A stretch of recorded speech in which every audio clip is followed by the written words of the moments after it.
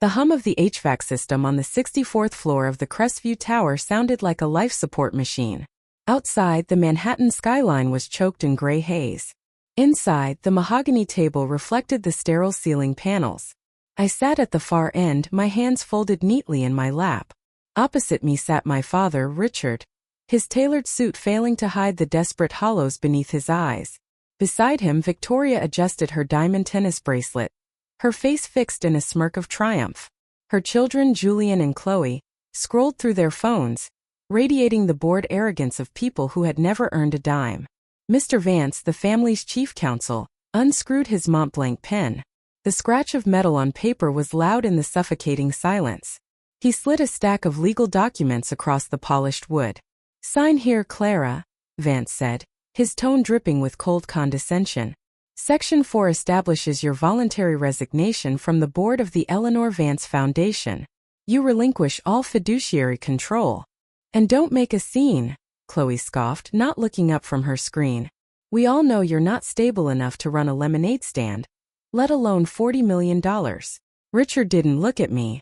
He looked at the papers. "It's for the best, Clara. You don't have the stomach for this level of asset management." Picked up the pen. My fingers didn't shake. I looked at the name of the foundation, my mother's name. For 10 years, these people had treated me like a shadow, a nuisance to be managed. They thought they were writing the final chapter of one of those cheap, predictable revenge stories where the broken outcast gets vanished into obscurity. They genuinely believed that by cornering me, by threatening to lock me away in a private sanitarium, they had won. I pressed the nib to the paper. Clara Crestview. The signature was sharp, legal, and final. I slid the document back to Vance. Victoria let out a sharp, ugly laugh, a sound of unadulterated greed. Julian finally put his phone down, nodding with a smug satisfaction. These greedy heirs had spent months plotting this ambush, licking their chops at the prospect of liquidating my mother's lifelong charity into their failing real estate empire. Vance picked up his heavy digital embossing stamp, sinking it to the New York State Asset Registry. He pressed it down. Thud. Then the tablet screen on his console didn't flash green. It began to pulse in a rhythmic, blinding crimson. A sharp, high-pitched chime echoed through the boardroom.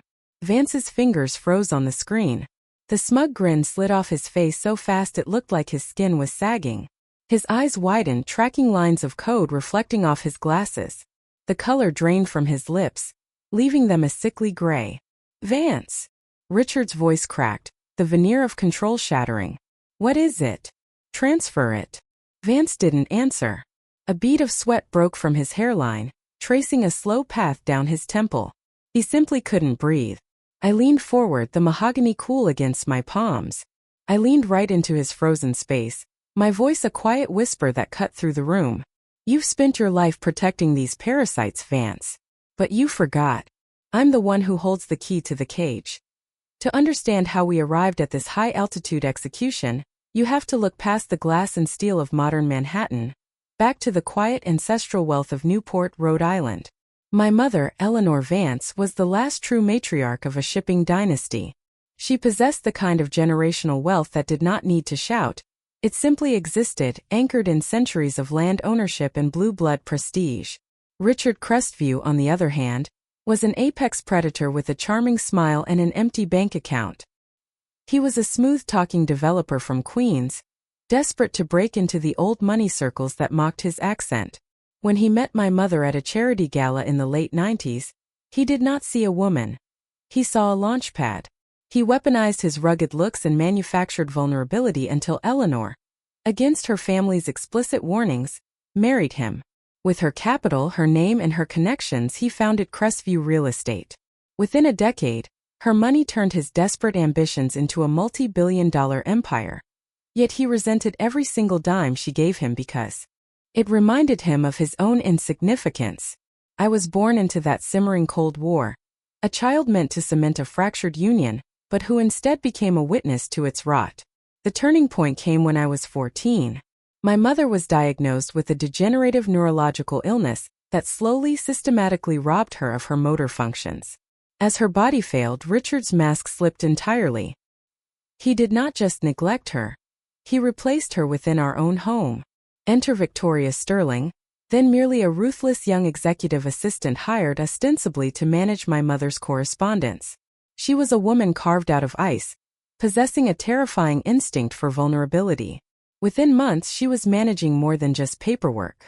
I remember the hushed arguments down the hallways, the scent of Victoria's expensive, suffocating French perfume lingering in my father's study long past midnight, while my mother lay trapped in her specialized medical bed on the opposite wing of the estate.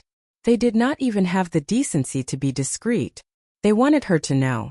They wanted her spirit broken before her heart gave out, ensuring she would not have the willpower to alter her estate plans. But Eleanor Vance was far sharper than they realized. She knew her husband was a financial parasite, and she knew her life was ticking away.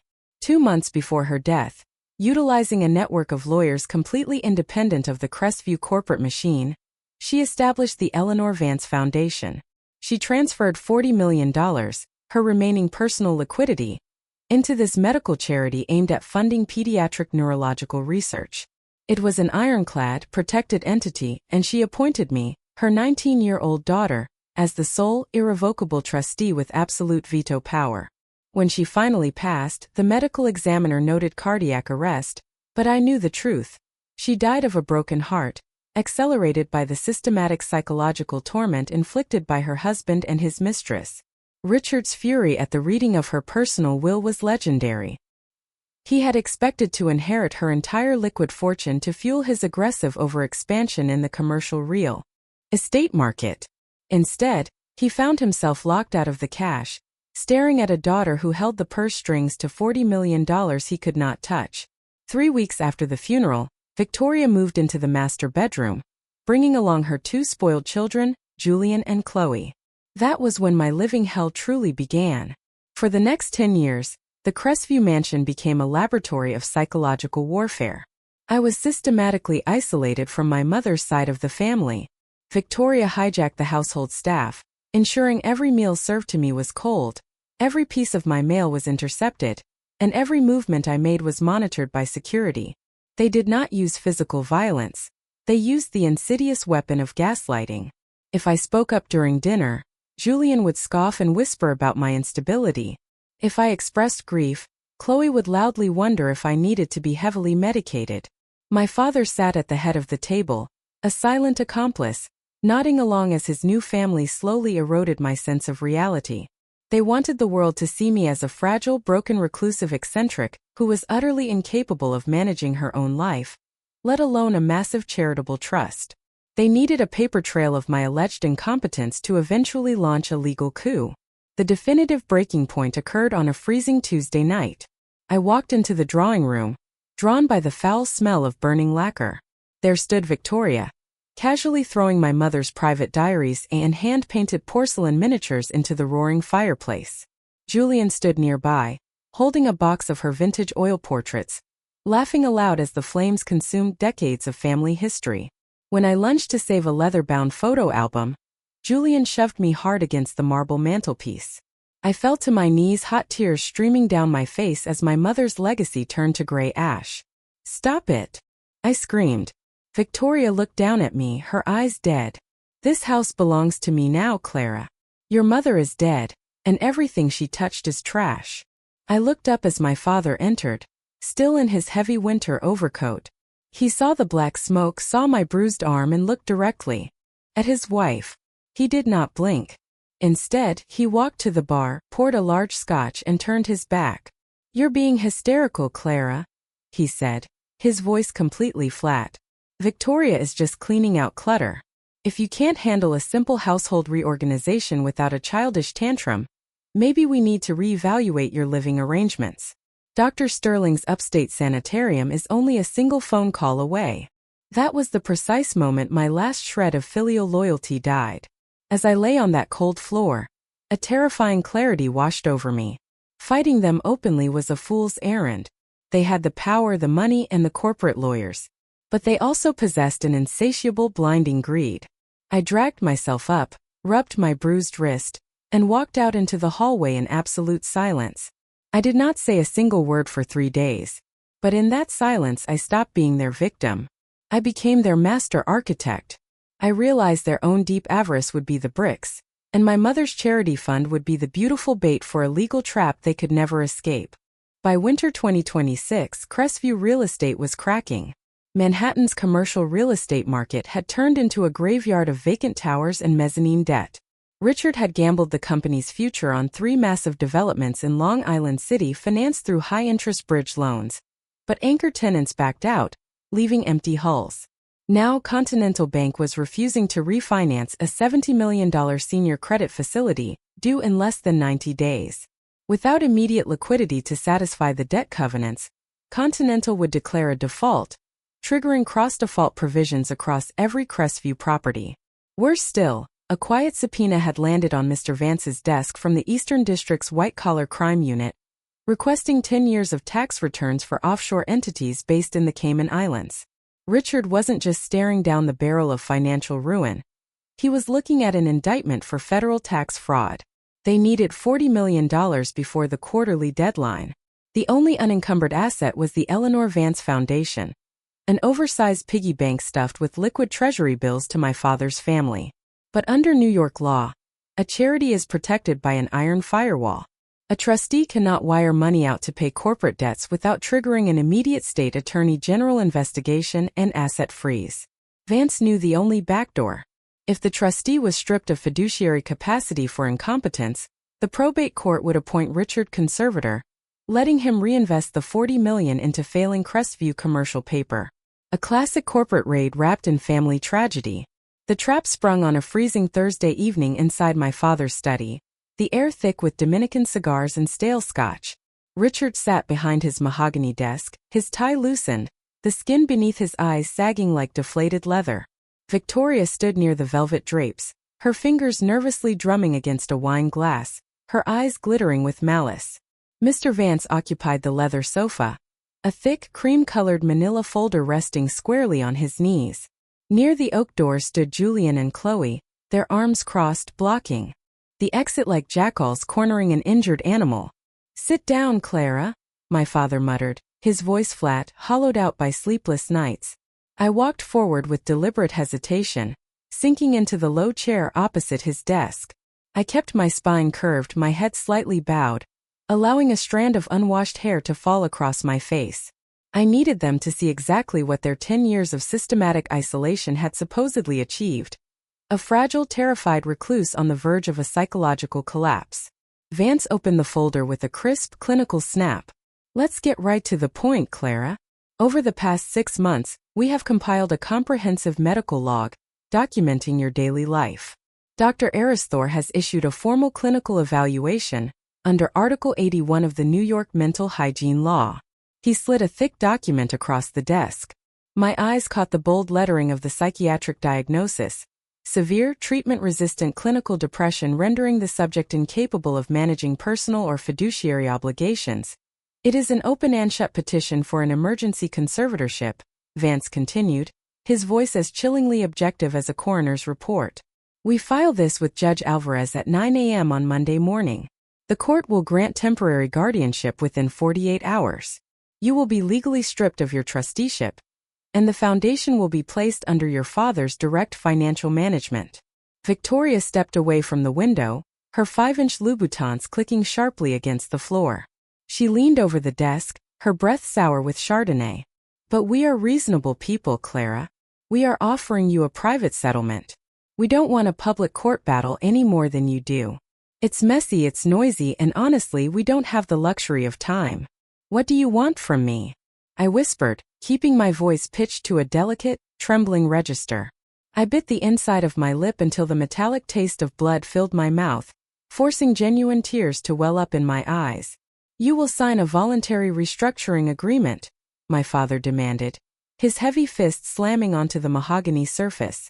"You will remain the nominal public face of the foundation to protect the family name, but you will execute an absolute delegation of investment authority to me.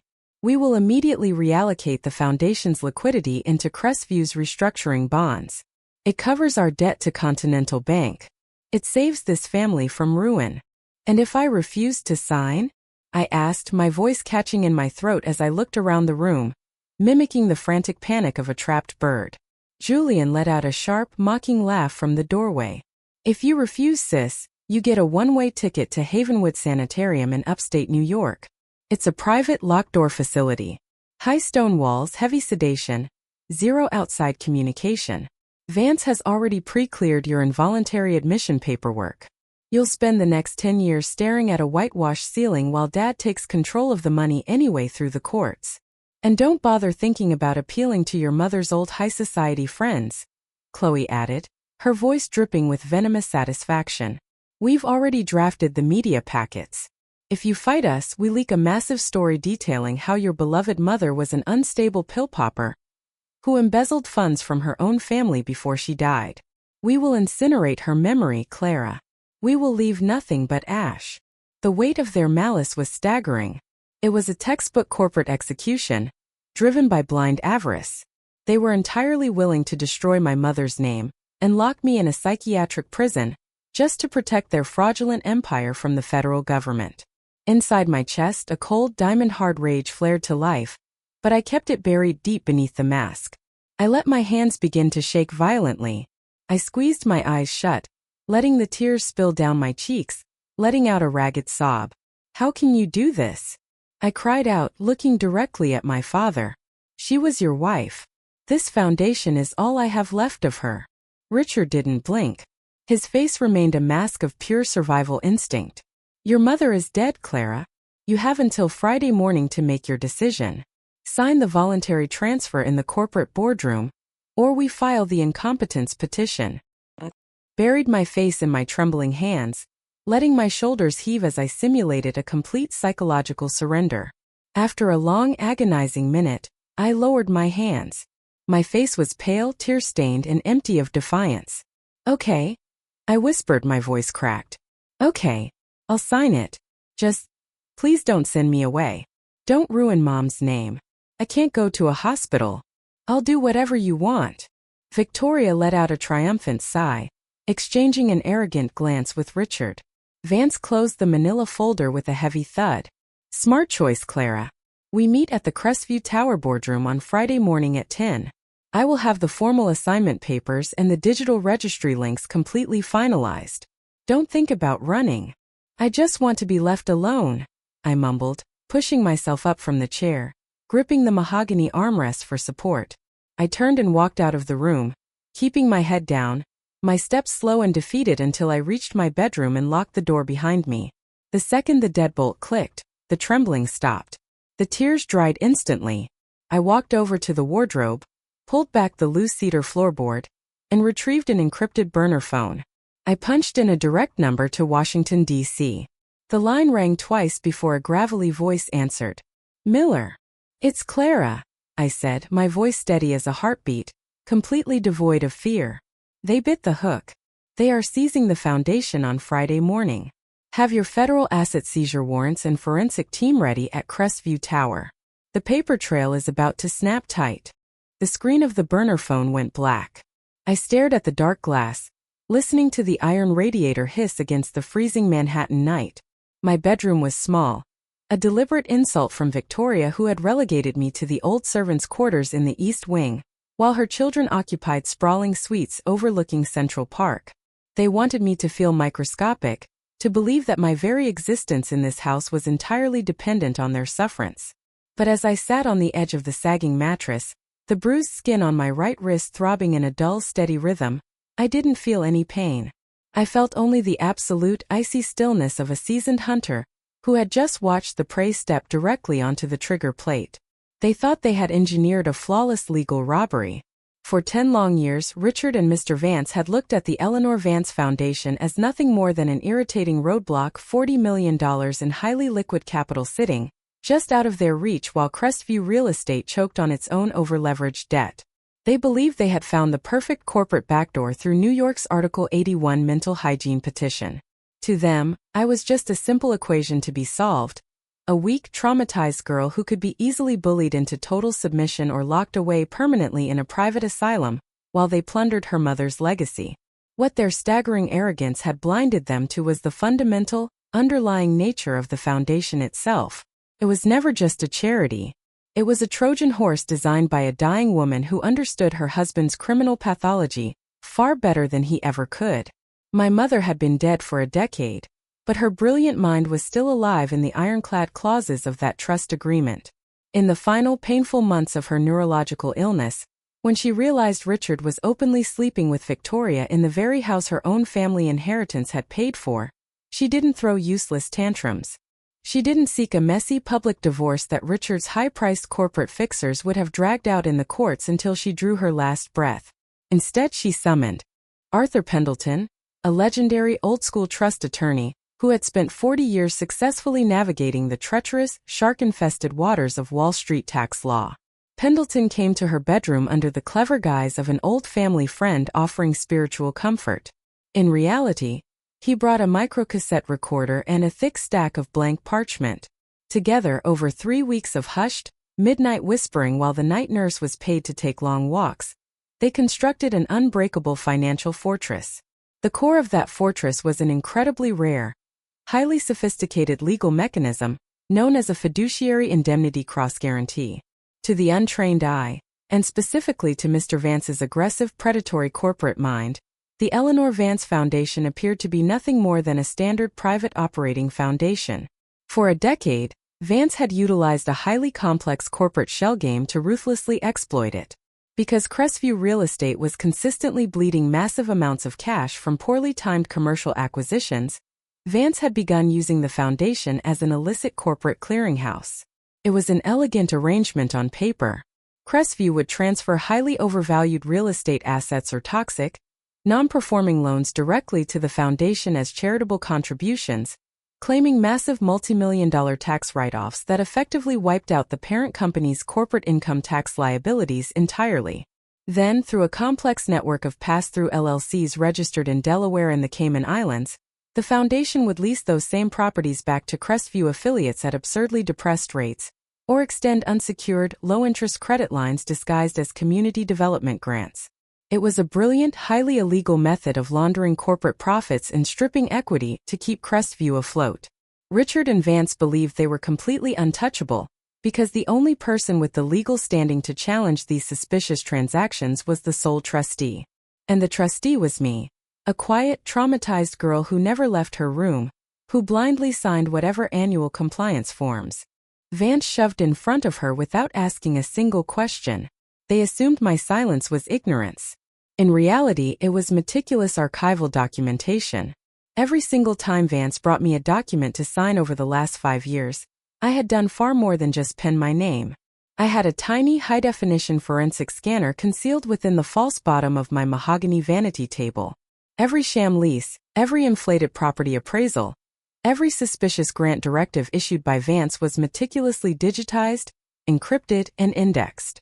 I spent my long nights studying the federal tax code, poring over the complex guidelines of the Internal Revenue Manual, and learning the exact legal definitions of illegal self-dealing, jeopardy investments, and fraudulent conveyance under Title 26 of the United States Code. I learned that Richard had not just been stealing. He had systematically turned my mother's sacred charity into a criminal enterprise that existed solely to shield Crestview from a catastrophic, company-ending IRS audit. And that was exactly where the fiduciary indemnity cross-guarantee became a lethal, inescapable noose. Arthur Pendleton had written a poison pill deep into the foundational bylaws of the trust, a clause so deeply buried within the dense boilerplate language of Section 14, Paragraph 9, that a standard corporate lawyer like Vance would completely overlook it during a hostile takeover. The clause established a legal conditional precedent: the tax-exempt status of the entire foundation, along with all historical liability waivers granted to its donors, specifically Crestview Real Estate and Richard Crestview, was explicitly contingent upon the absolute, uncoerced fiduciary independence of Clara Crestview. The legal terminology was precise, cold, and utterly devastating. If any outside entity or individual attempted to alter the governance structure of the foundation through an involuntary proceeding, or if the trustee executed a transfer of executive control under documented duress, the entire trust agreement would undergo an automatic, retroactive dissolution. The law calls this void ab initio, void from the beginning.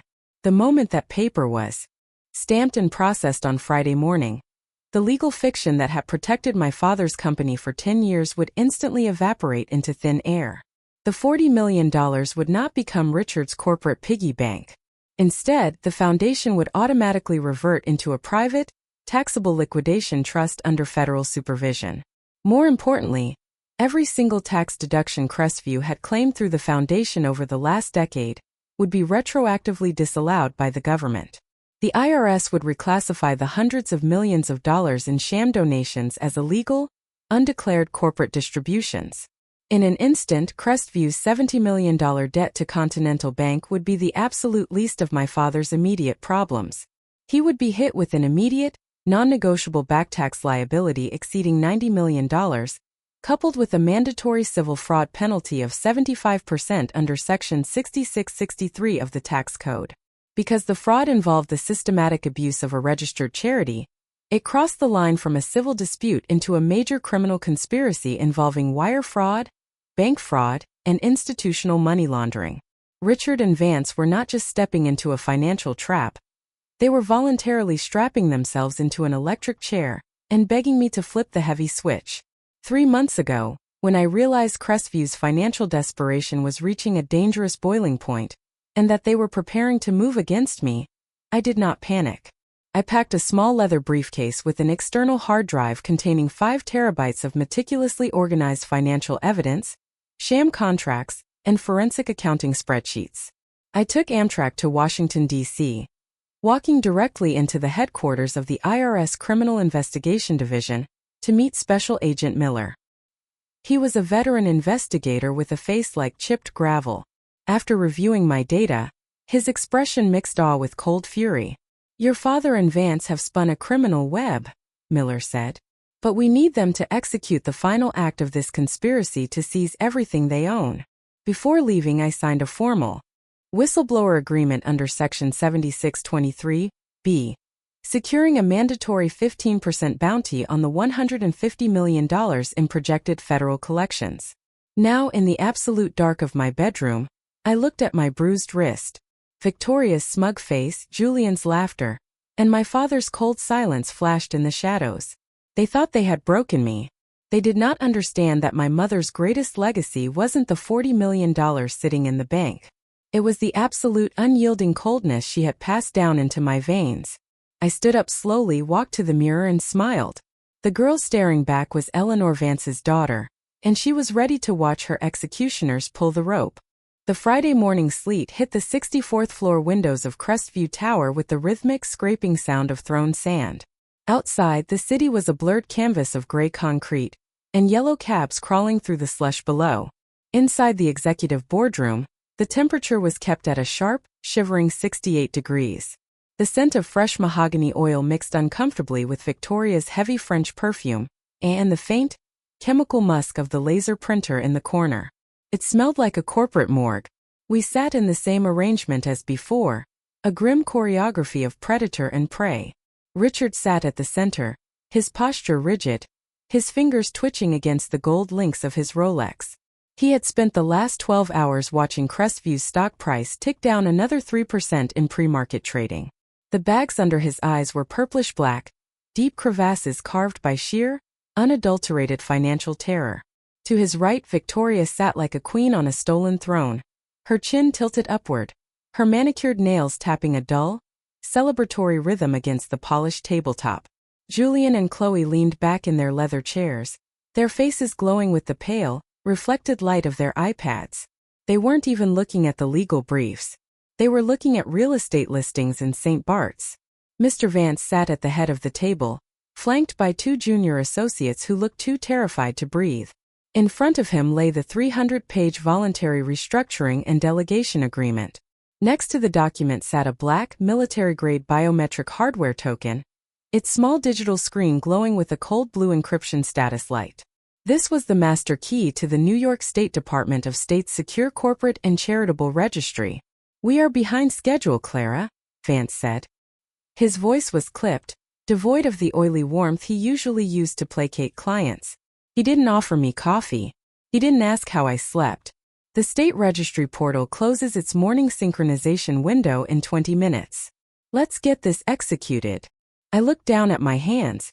I had purposely left my hair slightly unkempt, a few stray dark strands, casting shadows across my face. I wore an oversized, faded wool cardigan that had belonged to my mother, its sleeves stretched out to hide the faint purple bruise still lingering on my right wrist. I let my shoulders slump forward, projecting the exact image of a defeated, broken recluse who had finally run out of oxygen. "I just need to be sure," I murmured, keeping my pitch low, tentative, trembling just enough to make them lean in. "The clauses. They guarantee you won't file the incompetence petition with Judge Alvarez? You won't send me to Havenwood?" Victoria let out a dry, irritated sigh, rolling her eyes toward the ceiling. "For God's sake, Clara, we've been over this 3 times. You sign the delegation of authority. Your father assumes executive control of the Eleanor Vance Foundation's investment portfolio, and you get to stay in your little room and play with your paints. Nobody is locking you away unless you make us do it. Now pick up the damn pen." "Richard." I looked directly at my father, forcing my eyes to fill with a desperate, pleading vulnerability. "Is that your word?" "As my father." He didn't look back at me. He looked at the signature line on page 298. "Just sign the paper, Clara. The family company is on the line. I don't have time for your emotional dramatics today." I let out a long, shuddering breath, a perfect imitation of a person giving up her last shred of hope. I reached out a trembling hand and picked up the heavy silver Montblanc pen Vance had placed before me. The metal felt ice-cold against my palm. I turned to the final page. My hand hovered over the clean white line beneath the words irrevocable assignor and settler. I could feel their collective breath catch in their throats. The raw, predatory greed in that room became a physical weight, thick and suffocating. Victoria leaned so far forward her diamond necklace clinked against her glass. Julian stopped scrolling his iPad. They were seconds away from $40 million in unencumbered liquidity. They were seconds away from survival. I pressed the nib to the paper. With a slow, deliberate script I wrote my name. Clara Crestview. The moment the final dot was placed on the I, Chloe lunged across the corner of the table, her hand snatching the document away before the ink could even dry. She flipped through the pages, her eyes wild with a feral, vicious satisfaction, before tossing it into Mr. Vance's lap. "There," Chloe sneered, her face twisting into a triumphant, ugly mask of pure malice. "It's over. You're officially a nobody in this house, Clara. The money is ours. The power is ours. And as soon as we finish restructuring the debt this afternoon, I'm personally having security pack your trash into garbage bags and throwing you out on the street. You honestly thought we'd let an unstable freak like you stay in our mansion?" Julian laughed aloud, a sharp, barking sound. "Did you really think Dad cared about your stupid little promises? You're a liability, Clara. You always have been. Go find a shelter." Victoria didn't even look at me anymore. She turned to Richard, her hand grasping his arm tightly. "Call Continental Bank right now, Richard. Tell them the funds are clearing the state registry as we speak." I didn't move. I didn't cry. I didn't flinch. I just sat there, my hands resting flat on the cool mahogany, watching Mr. Vance insert the biometric hardware token into his secure terminal. His fingers flew across the mechanical keyboard, entering his master legal credentials, uploading the scanned execution page directly into the state's secure blockchain ledger system, submitting the irrevocable fiduciary restructuring amendment to the New York Department of State and the Internal Revenue Service Charitable Oversight Database. Vance announced mechanically, his eyes fixed on the progress bar ticking across his dual monitors.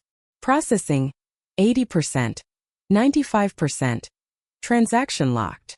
Then, the thud of his electronic embossing stamp hit the desk, but the green confirmation screen didn't appear. Instead, a sharp, piercing, high-pitched alarm tone emitted from the boardroom speakers, a harsh digital beep that made the junior associates jump in their seats. The bright white light of Vance's dual monitors instantly dissolved into a rhythmic, blinding crimson flash. The red glare hit the walls, washing over the greedy faces of my family, painting them in the color of a crime scene. Vance's fingers froze an inch above his keyboard. The smug, professional smirk he had worn all morning vanished so fast it looked as if his facial muscles had collapsed. His eyes widened behind his wire-rimmed glasses, tracking lines of black legal text that began to automatically cascade down the red screen like a waterfall of bad news. "What is that?" Richard snapped, his hand freezing on his phone. Vance, what the hell is that noise? Turn it off and wire the funds. Vance didn't answer. He couldn't. His mouth hung slightly open, a thin string of saliva glistening on his lower lip. The color left his face, turning his skin a sickly mottled gray. A thick bead of sweat broke from his hairline, tracing a slow, erratic path down his cheek before dripping onto his starched white collar. Vance! Richard slammed his palm on the table, the glass water pitcher rattling violently. Talk to me. What's wrong with the terminal? It isn't a glitch, Richard. Vance choked out, his voice cracking into a high panicked register that I had never heard before. He lunged forward, his hands trembling violently as he grabbed the edges of his monitors, his eyes frantically scanning the data. The registry didn't accept the transfer. It executed a conditional rollback. What do you mean rollback? Victoria barked, her voice sharp as a razor. We have her signature. She signed it. Look at the screen, Vance whispered, his hand rising to touch his throat as if he were suffocating. He pointed a shaking finger at the flashing crimson text. I leaned back in my chair, crossing my legs comfortably beneath the table, the fragile, broken facade completely evaporating from my posture. I watched the words read out on the main projector screen behind Vance. Warning. Authorized trustee status altered under coercion/duress. Automatic retroactive dissolution activated under bylaw section 14, paragraph 9. Exempt status revoked void ab initio. All historical tax shelter waivers distributed to Crestview real estate disallowed. New York Department of Financial Services. Lien consolidation initiated. Reassess corporate liability lien. $150 million. Treble damages applied under United States Internal Revenue Code Section 6663. Civil fraud record locally locked for federal criminal forfeiture transfer. ***, my God. Vance whimpered, his knees shaking so hard they hit the underside of the table with a dull thud. Richard. The foundation didn't transfer to you. It dissolved itself. The $40 million is gone into a federal escrow account. And because it dissolved retroactively, every tax deduction we took for the last 10 years has just been canceled by the IRS. They've reclassified every single asset injection as undeclared corporate fraud. Richard stood up slowly, his face turning an ashen, deathly white. The Rolex on his wrist looked heavy, useless. What are you saying, Vance? Give me the bottom line.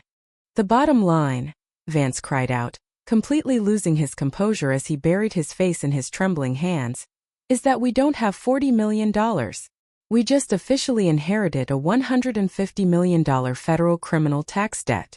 We just signed our own confession. Chloe and Julian stared at the screen, their mouths open, the listings for St. Bart's forgotten as the sheer magnitude of the financial apocalypse began to pierce their thick skulls. Victoria slumped back into her chair, her eyes glassy, her breath coming in short, ragged gasps as she clutched her diamond bracelet like a useless talisman. I leaned forward, the mahogany table smooth against my palms.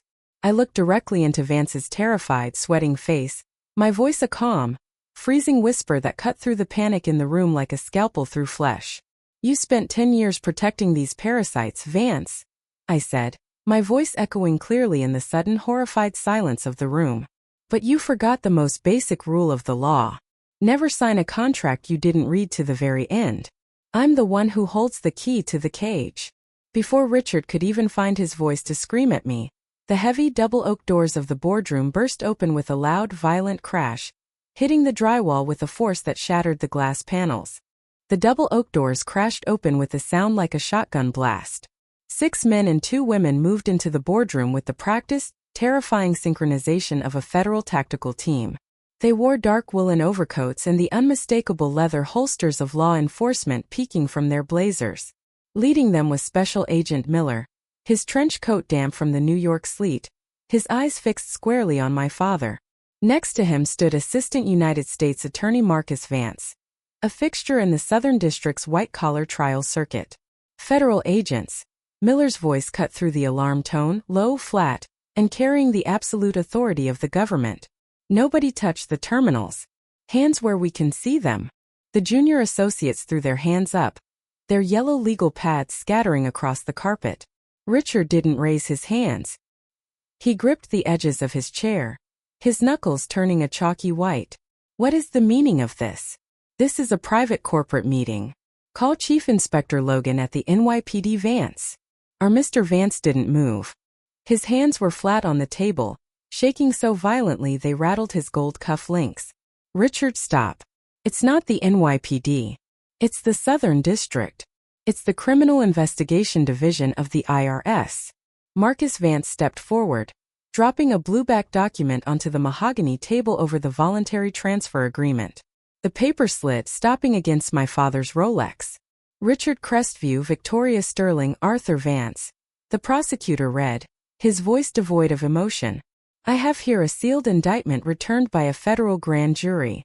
You are charged with conspiracy to commit wire fraud under Title 18, Section 1349, conspiracy to commit tax evasion under Title 26, Section 7201, and aggravated structuring under Title 31.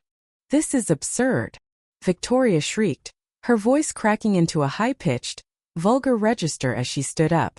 We haven't done anything. Clara is the one who's unstable. She's crazy. Ask her doctor. We were saving the foundation from her. Agent Miller didn't look at her. He nodded to the female agents behind him. Sit down, Miss Sterling. Keep your hands on the table.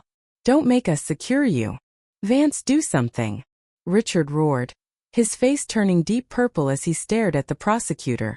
You're the chief counsel of this firm. Fix this. Our Mr. Vance let out a hollow, broken sound. There's nothing to fix, Richard. They have the registry logs. The moment Clara's signature hit the system, it triggered the retroactive cross-guarantee. The foundation dissolved. The entire 10-year tax shelter just collapsed into a fraud exception. The prosecutor checked his watch, a cold, clinical movement. As of 10:14 a.m. under Title 18, United States Code, Section 981, the government has executed a total seizure and freeze order on all accounts, assets, and properties affiliated with Crestview Real Estate, its subsidiaries, and the individual defendants. He looked at Victoria, then at Julian and Chloe, who were staring with wide, uncomprehending eyes. That includes the primary residence on Fifth Avenue, the estate in East Hampton, the corporate accounts at Chase and Continental Bank, and 3 offshore accounts held at the Lou Trust in Zurich. The Hamptons estate?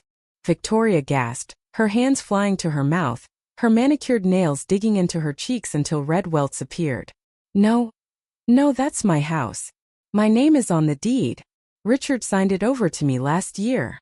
It was signed over using funds laundered through the Eleanor Vance Foundation under the guise of an unsecured conservation grant, Special Agent Miller said, his tone conversational. That's a fraudulent conveyance to evade a federal lien, Ms. Sterling. The deed was voided by a federal judge 3 hours ago. The U.S. Marshals are changing the locks right now. Julian's iPad slipped from his hands, striking the mahogany table before crashing onto the floor, the screen shattering into a spiderweb pattern. Wait. What do you mean frozen? My personal account? My trust fund? I have an escrow closing on a penthouse in Tribeca at noon. I need $48,000 for the deposit. Your personal account was funded entirely by corporate distributions from Crestview Real Estate's secondary tax-exempt shell. AUSA Vance replied, not looking at the boy. It's gone, son. Every dollar in your name is now property of the federal escrow pool, until the $150 million tax deficiency and fraud penalty are fully satisfied. Mom!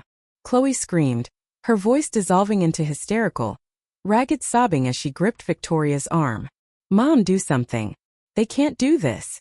Tell them who we are. My car. My Porsche is parked downstairs.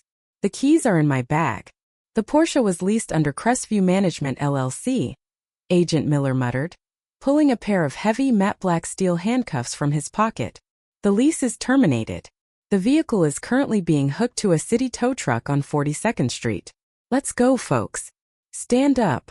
The boardroom, once an altar of financial dominance, had become a trap. Richard sat motionless, his chest heaving under his bespoke Italian suit jacket, his eyes darting from the flashing red monitors to the federal badges. His entire empire, the skyscrapers, the political connections, the multi-million-dollar lifestyle he had stolen from my mother's dying hands, had vanished in the span of 5 minutes. It hadn't been destroyed by a market crash. It had been taken by the slow, inexorable turning of a legal wheel he thought he was too smart to get caught in. Julian turned his gaze toward me. His face twisted in a desperate mix of terror and realization. He lunged across the table, his hands reaching out toward my wool cardigan, his voice cracking into a whimper. Clara, please. Tell them it's a mistake. You're the trustee. You can withdraw the amendment. Call Pendleton. Use the foundation money to pay the fine. You can't let them take everything. We're your family. Chloe followed her brother, her hands gripping the back of my chair, her tears smudging her expensive mascara into dark, ugly streaks down her face. Clara, I'm sorry. I didn't mean what I said about the shelter. We were just stressed. Please, Clara, talk to the prosecutor. You have the money. Save us. I stood up slowly, pushing my chair back. The movement was smooth, deliberate, and entirely devoid of the trembling weakness I had spent the morning counterfeiting. I reached up and adjusted the collar of my mother's oversized faded wool cardigan, pulling it tight around my shoulders. The purple bruise on my wrist was visible under the harsh fluorescent lights, a permanent receipt of their cruelty. I looked down at Julian, then at Chloe, my expression flat. You aren't my family, I said, my voice steady, carrying a quiet resonance that filled the room. You are just the parasites that outlived the host. Agent Miller stepped between them and me, forcing the boy back into his seat. The female agent moved behind my father, the metallic click of handcuffs echoing against the glass walls as she secured his wrists. Richard looked up at me, his eyes wide with a profound, hollow horror. Clara, why? I built all of this for the family name. Your name. You were right, Richard, I whispered, slinging my mother's purse over my shoulder. I have no value to this rotten family, because I don't belong to your name. I belong to my mother's justice. I walked straight out without looking back once. 6 weeks later, the ink on the bankruptcy decree for Crestview Real Estate was bone dry. The sordid details had moved from the front pages of the Wall Street Journal to the back alley legal tabloids. Richard and Victoria were currently occupying separate, narrow cinderblock cells at the Metropolitan Correctional Center downtown, denied bail as high-level flight risks while awaiting their formal 25-year federal sentencing guidelines. Julian and Chloe had completely vanished into the gray, unforgiving concrete of outer Queens, sharing a damp basement studio with a leaking pipe. Their designer clothes were gone, liquidated to pay their high-priced defense lawyers who had unceremoniously dropped them the second their accounts froze. Chloe now spent her mornings cleaning grease off sticky laminate counters at a local, run-down 24-hour diner, her once manicured fingers cracked, red, and raw from cheap industrial detergent. They were exactly where they belonged, at the very bottom of the food chain. I sat in the quiet, mahogany-lined office of the Eleanor Vance Medical Research Institute on Park Avenue. The air here didn't smell like stale cigar smoke or desperation. It smelled like fresh mint, rain, and expensive bond paper. On my desk lay a heavy cream-colored envelope bearing the embossed seal of the United States Department of the Treasury. I tore it open with a sharp, simple silver paper knife. Inside was a certified federal check made out to my name for exactly $22,500,000. My statutory 15% whistleblower bounty under Title 26, Section 7623(b). The federal government had stripped the parasites clean, and this check was my legal cut of the ultimate harvest. Every single dime of that newly acquired money was already legally earmarked for the new pediatric neurological labs my mother had dreamed of building before they systematically broke her spirit. I had also quietly bought back her original Newport estate from the federal asset forfeiture auction for absolute pennies on the dollar. The cruel flames in that drawing room fireplace had easily consumed her old paper diaries, but they couldn't touch the iron legal architecture of her mind, which she had so perfectly engineered into my own veins. I stood up slowly, walking toward the floor-to-ceiling glass window. Below me, the Manhattan skyline looked small, quiet, and perfectly orderly. The cold morning sun was cutting through the lifting fog, casting long, sharp shadows across the city grid. For 10 long years, I had been the invisible ghost haunting their stolen rooms. Today, I was the master architect of their absolute ruin, and the proud protector of a legacy that would outlive us all. True justice isn't a cosmic accident. It is a meticulous, cold-blooded legal calculation. If you are sitting in the dark right now, enduring the cruelty of greedy people who think their power makes them untouchable, remember this. The quietest person in the room is always the most dangerous. Hit that subscribe button right now. Leave an honest comment below with your thoughts on real karma, and let's ensure true justice is always heard.